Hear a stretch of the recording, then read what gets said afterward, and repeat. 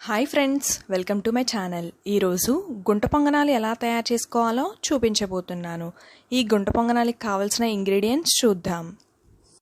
ఒక ఉల్లిపాయని, ఒక పచ్చిమిరపకాయని ఇలా చిన్న ముక్కలుగా కట్ చేసి పెట్టుకోవాలి. ఈ గుంట పొంగనాలని దోసల పిండితో అయినా చేసుకోవచ్చు, లేదా ఇడ్లీ పిండితో అయినా చేసుకోవచ్చు. ఇక్కడ మేము దోసల పిండి తీసుకున్నాము. ఈ దోసల పిండిలో టేస్ట్కి సరిపడా సాల్ట్, అలానే చిటికెడు వంట సోడా, అలానే ఇంతకుముందు కట్ చేసి పెట్టుకున్న ఉల్లిపాయ పచ్చిమిరపకాయ ముక్కలు వేసుకుని బాగా కలుపుకోవాలి. గుంట పొంగనాలు ఇడ్లీ పిండితో కన్నా దోసల పిండితో వేసుకుంటే చాలా బాగుంటుంది. ఈ దోసల పిండి మరీ గట్టిగా కాకుండా, అలానే మరీ లూజ్గా కాకుండా కలుపుకోవాలి. ఇలా అన్నీ బాగా కలిసేలాగా కలుపుకోవాలి. ఇలా ఈ కన్సిస్టెన్సీలో దోసల పిండిని కలుపుకొని పక్కన పెట్టుకోవాలి. ఇప్పుడు గుంట పొంగనాలు ప్యాన్ పెట్టుకొని లైట్గా ఆయిల్ వేసుకోవాలి.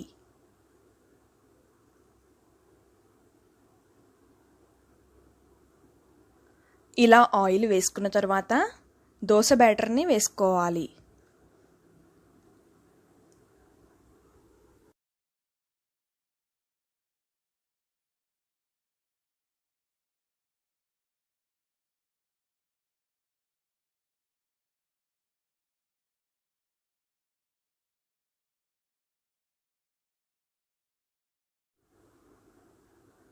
ఇలా దోస బ్యాటర్ని వేసుకున్న తర్వాత మూత పెట్టుకుని మీడియం ఫ్లేమ్లో గుంట పొంగనాలని కుక్ చేసుకోవాలి.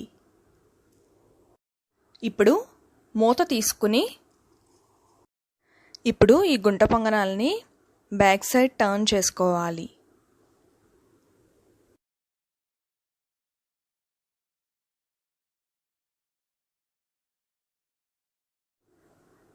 ఇలా అన్నీ బ్యాక్ సైడ్ టర్న్ చేసుకుని కుక్ చేసుకోవాలి. గుంట పొంగనాలు కుక్ అయ్యాయి. ఇప్పుడు సర్వింగ్ ప్లేట్లోకి తీసుకుందాం.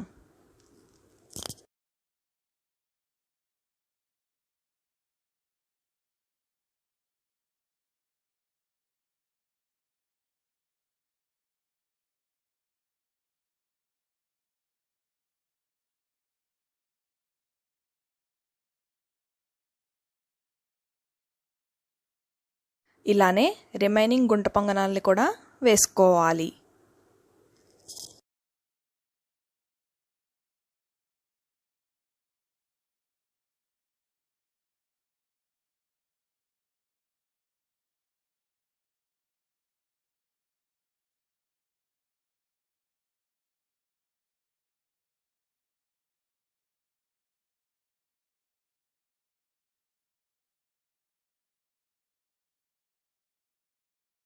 టేస్టీ గుంట పొంగనాలు రెడీ అయిపోయాయి. ఈ గుంట పొంగనాలని పల్లీ చట్నీ లేదా అల్లం చట్నీ లేదా కొబ్బరి చట్నీతో సర్వ్ చేసుకుంటే చాలా బాగుంటుంది. ఈ వీడియో కనుక నచ్చినట్లయితే మీరు కూడా ట్రై చేయండి.